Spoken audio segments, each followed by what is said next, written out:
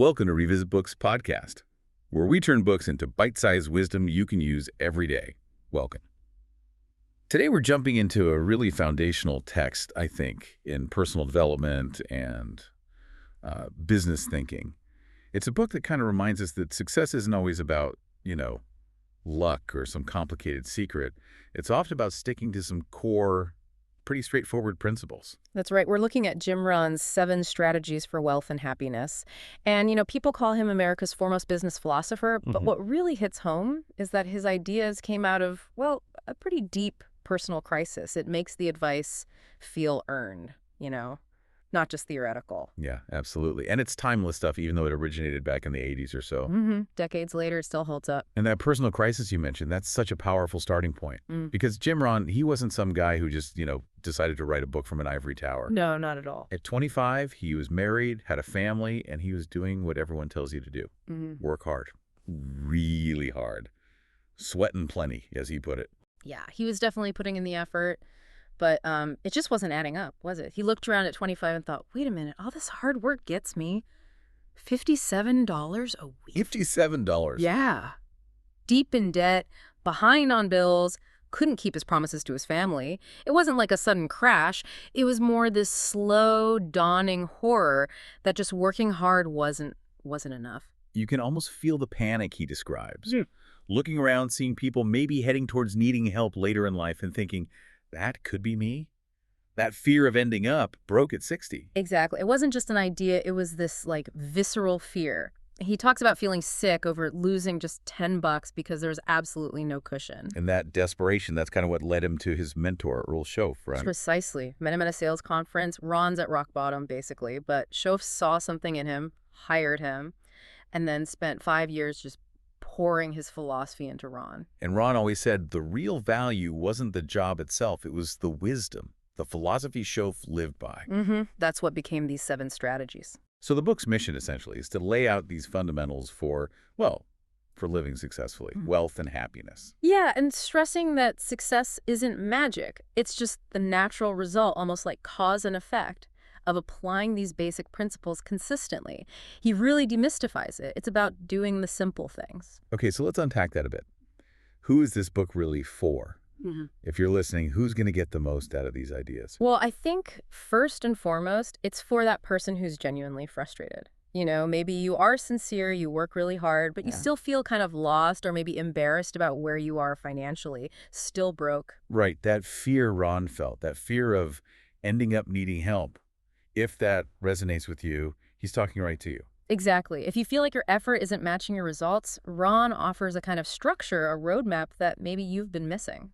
It also seems geared towards people who like structure, who are maybe overwhelmed by too much information. Oh, definitely. The information seeker. Rohn was big on that Pareto principle idea. 80% of results come from 20% of the effort. But he drills down even further. He says, find the half-dozen things that make almost all the difference. So in any area, health, business, whatever, focus on just those key few things. Yeah. Forget the noise. He uses this farming analogy. A farmer doesn't waste time philosophizing about the rain. They focus on, 6 things? Soil, seed, water, sun, nutrients, care. Get those right. And the harvest takes care of itself. Pretty much. So if you're drowning in success tips, Ron's message is simplify. Find the few things with real leverage. And finally, who else? Well, anyone aspiring to genuine financial freedom, and Ron's careful here, it's not just about being a millionaire in the flashy sense. Right, it's about choice. It's about choice, opportunity, the ability to create, to share. It's a richer definition of wealth, really. Something beyond just the bank balance. Okay, that sets the stage well. Let's get into the meat of it. The 7 strategies. But first, you mentioned a foundation they all sit on. Yes. Before you even get to strategy 1, there's the bedrock. And that is discipline. Discipline, okay. She has this great definition. He calls it the bridge between thought and accomplishment, and the glue that binds inspiration to achievement. Without it, great ideas, big dreams, they just stay dreams. They stay stuck in your head. Exactly. And his insight into failure is, I think, really crucial here. We tend to think of failure as this big dramatic event, right? Like a bankruptcy or something. Yeah, a sudden catastrophe. But Ron says, nope, that's rarely how it happens. Failure is usually just the slow accumulation of little failures. Little things you'll let slide. Tiny things. You plan to save $10, you save 0. Plan 5 calls and make 1. And the danger is, each time you think, it's no big deal. But it adds up.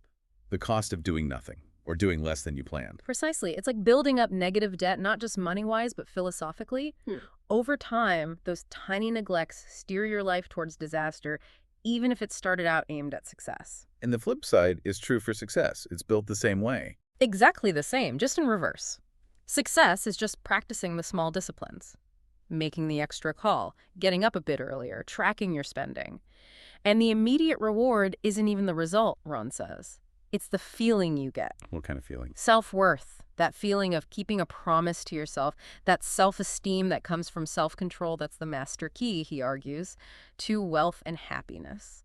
So it's not enough to just have good intentions or affirmations. You have to do the thing. Right. Otherwise, affirmations are just like a way to fool yourself into thinking you're making progress when you're not. So how do you start building this discipline? Start small. Ridiculously small, even. Rohn suggested things like eating your bread without butter. It's a tiny act of denial. Okay. Or saving $20 a week consistently. Cleaning out one messy drawer. The point is, the moment you start, you shift your direction, even by 1 degree, like a ship at sea. Ends up in a totally different place eventually. That's the idea. Start small, start now. Okay, so discipline is the foundation. Then comes strategy 1. Yeah. Unleash the power of goals. Makes sense. Discipline needs a direction, right? Absolutely. This comes straight from his mentor, Shof. The story goes, Shof asked Rohn early on, "Where's your list of goals?" And Rohn didn't have one? Nope. He was embarrassed, said he didn't have a list. And Shof's reaction was stunning. What did he say? He said something like, well, if you don't have a written list of your goals, I can probably guess your bank balance within a few $100s. And could he? Apparently, yeah. Spot on. And for Rohn, that was like, boom, the direct link between defining what you want and actually getting results. So how does that work? Why does writing it down matter so much? Rohn calls it pull power. Your dreams, your vision for your life, they need to be clear. Vivid, specific, not fuzzy. When a goal is well-defined, it acts like a magnet. Pulling you forward. Yeah, pulling you through the daily grind, the setbacks, the stuff that normally makes you want to quit. A fuzzy future has no pull. So wanting a better life isn't enough. You need to define what better looks like, specifically. Exactly. If you want a management job paying X amount by Y date, your brain suddenly has a target. It starts filtering information differently, looking for pathways, skills, people. It forces you to be proactive. Interesting. But Rohn also says something about reasons coming before answers. Yes. Crucial point. Reasons first, answers second. He believed most people aren't lacking intelligence. They're lacking strong enough reasons. If you want something badly enough, if the why is powerful enough, the how will figure itself out. You'll find a way. You'll find a way, Yeah. necessity, right? And he has that story about the Girl Scout cookies that really illustrates the power of a reason. The cookie story is classic Rohn. It's raw. He's at home, broke, feeling terrible. 10-year-old Girl Scout knocks on the door, selling cookies. $2 a box. And he doesn't have $2. He, a grown man, a father, doesn't have $2 in his pocket. He's so ashamed he actually lies to her, says he already bought some. Oof, that's rough. He closes the door, just leans against it, completely shattered by that simple, brutal reality, that shame, that disgust. That became his why. That became his engine. He vowed right then, I will never be embarrassed like this again. I've had it with being broke. That visceral feeling fueled his change. And later, he got immense satisfaction from being able to buy like a whole armload of cookies just because he could. Exactly, enjoying the freedom to give. But zooming out, Rohn argues the real value of setting goals isn't even getting the car, the money. What is it then? It's who you become in the process, the skills you learn, the discipline you build, the character, the leadership. That's the real prize. Because, as he famously said, income rarely exceeds personal development. Meaning you have to grow into the person capable of handling success. Pretty much. If you get lucky and win the lottery, but you haven't done the personal development work, chances are you'll lose it all eventually. You haven't become the person who can manage that level of wealth or responsibility. Right. Okay, that flows logically into strategy 2. Seek knowledge. Once you have your goals, you need to learn how to achieve them. Makes sense, right? If you want success, you got to study success. If you want wealth, study wealth. People who achieve things, they don't just stumble into it. There's a process. There's learning involved. So how do you study success? Rohn suggests treating the world like a library. And he gives two really practical tools. First, keep a journal. A journal. For what? To capture everything. Ideas, insights, observations, business ideas, social thoughts, investment sparks, things you learn about culture.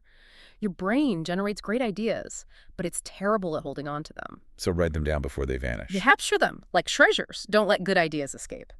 The second tool is your personal library. Books. Books. But not just books sitting on a shelf looking pretty. Books that are dog-eared, marked up, full of notes. Books that have actually shaped how you think. He recommended reading 30-60 minutes every single day. Aim for maybe 2 books a week, if you can. 2 books a week. That's a lot. It sounds like a lot, but think about the cumulative effect. His point is stark. The book unread is the one that can't help you. If you connect that to the compounding idea, Yeah. someone who has been reading 2 books a week for 10 years is literally 1,000 books ahead of someone who hasn't. Exactly. That's a massive gap in knowledge, skills, wisdom, perspective. Rohn saw acquiring knowledge as a fundamental investment. Beyond books, what about learning from people? Yeah, active listening and sharp observation. Yeah. This leads to one of his most provocative suggestions. Which is? He basically said a poor person should take 50 or 100 bucks and buy a rich person dinner. Seriously, buy a rich person dinner. Yeah, and then just shut up and listen for 2 hours, ask questions, absorb their strategies, their mindset. That sounds counterintuitive. Why spend your limited money on someone already rich? It highlights a core philosophy. Are you focused on cost or on value? People balk at spending $50 for 2 hours of potentially life-changing insight, but they'll drop $50 on shoes without thinking twice. Ron's point is about investing in knowledge that can multiply your income, even if it feels like an upfront cost. Okay, I see the logic there. It's about prioritizing investment in yourself. Right. And observation is key too. Success leaves clues, he always said. Watch successful people. How do they shake hands? What questions do they ask? What are their habits? You can learn so much just by paying attention. Okay, that makes sense. Strategy 3 feels like the real core of it all. Learn how to change. Personal development. This is where he says, To have more than you've got, become more than you are. That's the engine, full stop. you get paid for your value, not just your time. Exactly. You get paid for bringing value to the marketplace. Time is just the container. He points out, lots of people say they have 10 years experience, but really... They have 1 year's experience repeated 10 times. Right. No real growth, no change. They focus all their energy on the job, but they don't work harder on themselves. That's the trap. He really pushes back against just waiting for things to get better, doesn't he? Oh, absolutely. He'd say, look at history. Life is cyclical. Opportunity, difficulty, good times, bad times. The tide comes in, the tide goes out. Winter follows fall. Life itself isn't going to change its patterns just for you. So the only thing that can change is... No, you have to change. Your circumstances change when you change. And he uses that powerful seasons of life metaphor to guide this. Let's break that down. Winter. Winter is adversity. Economic slumps, illness, setbacks. The natural reaction is to wish winter away. Ron says, no, get stronger, get wiser, get better at handling winter. Remember what Shof told him. Don't wish it were easier, wish you were better. Powerful. Okay, spring. Spring is for action. Opportunity follows difficulty. Plant your seeds right away. Take advantage when things start looking up. Summer is for protecting what you've planted. The weeds, the bugs, negativity, critics, distractions, they will come. You have to defend your values, your progress. All good things will be attacked. And fall. Fall is harvest time. And here's the key. You have to take full responsibility for whatever you harvest, good or bad. Which brings us back to Ron's own turning point. The list of excuses. Yeah, he had this mental list. The government, taxes, traffic, negative people, the weather, everything else was why he wasn't succeeding. And Shof saw the list. Looked at it and said, basically, Jim, there's only one thing missing from your list of problems. You ain't on it. Ouch. But it was true. Ron had to tear up that old list, take a blank sheet, and write just one word at the top. Me. That's radical responsibility. It is. It's the definition of maturity for Ron. It's not what happens to you, it's what you do about it. It can feel harsh, maybe, but he saw it as the only way to true empowerment. But what about things genuinely outside your control? Like systemic issues or, a global pandemic. Does writing me ignore those? That's a fair question. I think Ron's perspective is relentlessly practical. He doesn't deny those external forces exist. That's the winter, the bugs. But his focus is 100% on your internal response. You can't control the tax code tomorrow, but you can control your philosophy, your skills, your discipline today. His point is, you can still define success by who you become while navigating those challenges. The solution is always internal. Become better than the obstacle. Okay, that focus on personal control leads right into strategy 4. Control your finances. And he starts by flipping the script on income versus planning. Yeah, Ron remembered telling Shove, if I just made more money, I'd have a better plan. And Shove shot back, no, Jim, if you had a better plan, you'd have more money. That's a big shift in thinking. Huge! Financial freedom isn't about the size of the paycheck, it's about the wisdom of the plan. He felt basic personal economics was a massive failure of education. People could understand complex business reports, but not how to manage their own money. So what's his plan? The blueprint. It's elegantly simple. The 70-30 rule. This applies to your take-home pay after taxes. You commit to living on 70%. Okay, live on 70%. What about the other 30%? That 30% gets deliberately allocated into 3 equal piles, 10%, 10%, and 10%. Right. The first 10% is for charity. Why is that first, even if you're struggling? Rohn saw it as crucial not just for helping others, but for your mindset. Giving reinforces the idea of abundance, that you have enough to share. It combats a scarcity mentality. He said, practice it early, take a dime out of every dollar. It's easier to learn that discipline small than to try and give away $100,000 when you suddenly have $1 million. Builds the habit. Okay, the second 10%. Capital investment. This is the exciting part. Money to make more money, buy something, fix it, make something, sell something. This is where his famous advice comes in. Work full-time on your job, part-time on your fortune. So use this slice to actively build wealth, even on a small scale. Yes. Engage in enterprise. This is your seed money for the next harvest. You must use it to create more. And the final 10%. Savings. Pure savings. Not for risky investments. This is for peace of mind, for handling life's winters, for being ready when big opportunities appear. And of course, the magic of compounding works here over time. So the core shift is how you think about money before you spend it. Exactly. He put it bluntly. Poor people spend their money and save what's left over, if anything. Rich people save and invest their money first, that 30%, and then spend what's left, the 70%. Same income, totally different philosophy, totally different results. You also have that ant philosophy. Yeah, I love the ant philosophy. 3 lessons. 1, ants never quit. Obstacle, they go over, under, around, they just keep going. Consistent. 2, ants think ahead. They gather food all summer because they know winter is coming. Plan ahead. Prepare. And 3, ants are positive. They seem to look forward to summer. They understand cycles, the implication for finances. Don't eat your seed corn. If you spend your capital investment money, you're guaranteeing a poor harvest next season. You also stressed just knowing your numbers, right? Tracking things. Absolutely. Keep good books on yourself. Know your net worth. Know where the money goes. If your outgo is constantly higher than your income, well, Ron said your upkeep becomes your downfall. Simple as that. Pay your bills, even taxes, with a sense of control, not bitterness. It affects your whole mindset. All right, moving on to strategy 5, master time. The great equalizer. The inexplicable raw material of everything, he called it. Everyone gets 24 hours, no more, no less. Rich, poor, doesn't matter. And you can't save it up or borrow it from tomorrow? Nope. Only spend it or waste it in the moment. So since you can't manage time itself, it just flows. You have to manage yourself in relation to time. How do most people approach their 24 hours, according to Rohn? He saw a few types. There's the drifter, no structure, just lets life happen, achieves little. Then the 9-to-5er likes routine, avoids stress, but maybe misses big opportunities because they seem too demanding. Then there's the workaholic. Lots of activity, maybe 12, 14 hours a day. But often, Ron points out, they confuse activity with productivity. They might burn out and even earn less than someone more focused. So what's the ideal? The enlightened time manager. This person is guided by their goals. Strategy 1. They schedule everything: work, play, family, even time for thinking or drifting. They focus on leverage maximum results per hour, not just maximum hours worked. How do you become that enlightened manager? How do you get control? 2 key things. First, learn to say no. Nicely, Ron advised, but firmly. Don't overcommit yourself to things that don't align with your goals. Protect your time. That's harder than it sounds sometimes. It is. Second, separate work and play. When you're working, work, be fully present, focused. When you're playing, play. Be fully present there too. Don't let them bleed into each other. Ron admitted messing up beach trips worrying about work and messing up fun activities thinking about business. Be where you are. And he had a final key for productivity.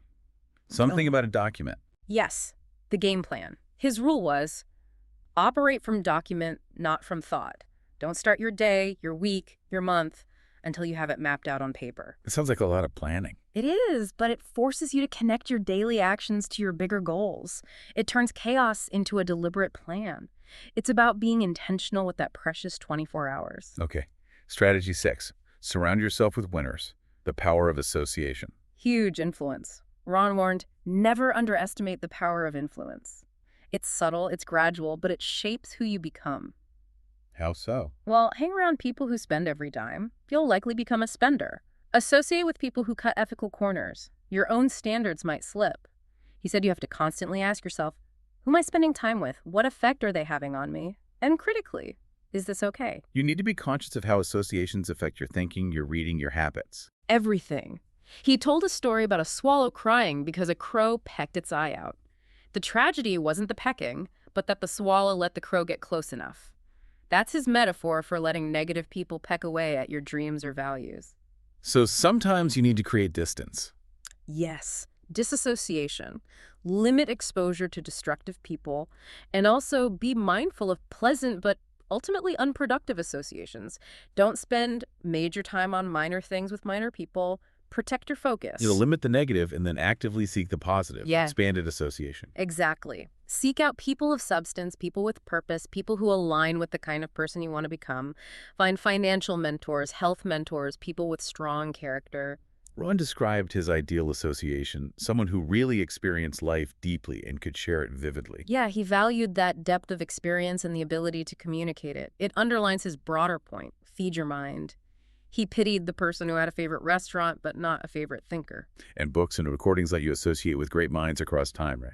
Incredible opportunity. You can hang out with Aristotle, Churchill, Gandhi, whoever inspires you through their writings. It's an intellectual feast available to everyone. Okay, finally, strategy 7. Learn the art of living well. Lifestyle. This isn't just about having money, is it? Not at all. It's about how you use the resources you have, how you appreciate life. Shoaff apparently told Ron, Jim, don't just learn how to earn, learn how to live. Lifestyle is an art form, Ron believed. Appreciating the fine, the unique, the beautiful, it requires thought, not just cash. And this leads to that fascinating two-quarter mentality. Yeah, I love this one. So simple, so profound. When you're tipping and you hesitate between two amounts, say $1 or $2. Always go for the higher amount. Always go for the higher amount. Become Yeah. a two-quarter person. Why? Not because the extra quarter matters financially. It's about how it makes you feel. How does it make you feel? If you cheap out, you walk away feeling kind of stingy, maybe a little guilty.